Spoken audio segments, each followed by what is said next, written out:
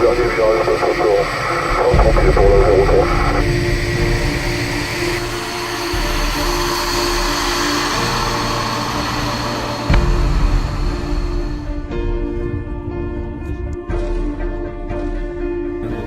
De monter plus parce que le pédale est juste avec un petit peu de temps pour éviter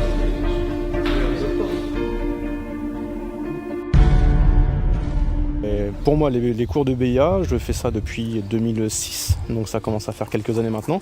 C'est une manière pour moi d'aller passer ma passion, transmettre un peu le virus aux plus jeunes.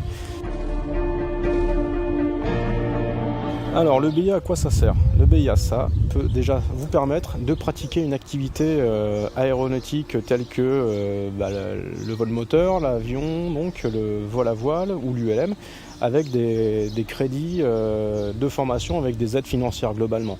Première étape. Deuxième étape, ça peut aussi permettre à quelqu'un qui veut se lancer dans l'aéronautique, qui va intégrer une école aéro ou une formation aéronautique, sur 2 CV équivalents, pour avoir participé à des jurys, sur 2 CV équivalents, quand au bout d'un moment il faut trancher, quand on a des places limitées, on va plutôt aller chercher quelqu'un qui a le BIA, plutôt que quelqu'un qui ne l'a pas.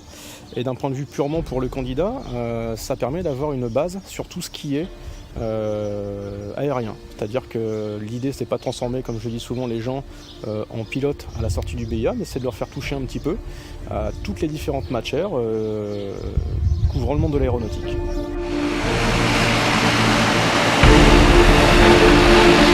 Le Canadair 200-415, c'est Bombardier qui fait ça pour la lutte des feux de forêt.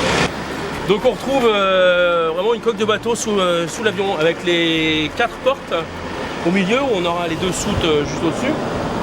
Et de chaque côté, donc on va avoir les moustaches à ce niveau-là pour éviter les projections d'eau dans les hélices quand on va venir écoper ou amérir. Et donc pour remplir nos soutes, on a 2 écopes à ce niveau-là. Voilà, donc c'est pas bien grand, on en a 2 de chaque côté. Vous avez une ancre, comme sur tous les bateaux, avec une gaffe aussi. Et quand on va remplir l'eau dans les soutes, il va savoir qu'arrivé à telle masse, il faudra que ces écopes rentrent. Ah oui. Voilà. Et on peut faire ça en manuel. Et vous faites souvent en manuel ou non. Non, en automatique. Ouais.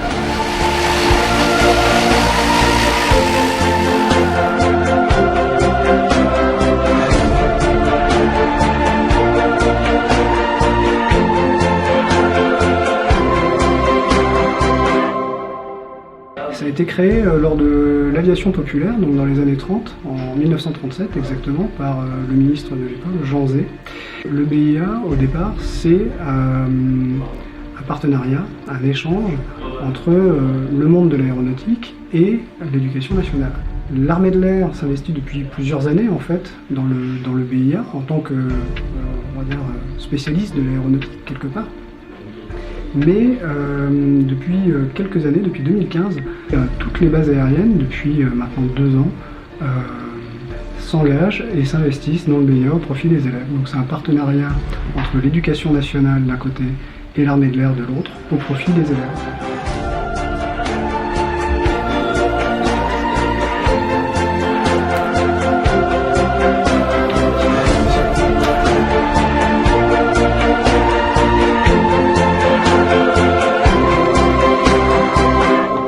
Briefing de sécurité avant le départ, donc je vous demanderai d'éteindre vos téléphones portables toute la durée de la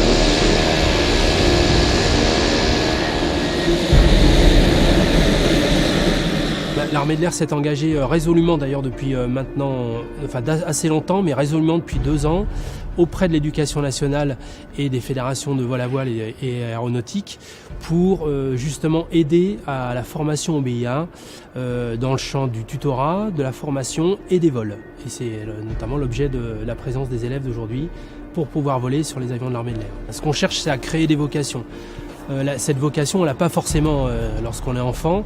Donc pour les jeunes de votre tranche d'âge qui ont envie de connaître ou la curiosité de connaître l'aéronautique, eh bien on leur offre un cadre qui leur permet de la découvrir dans presque sa plénitude.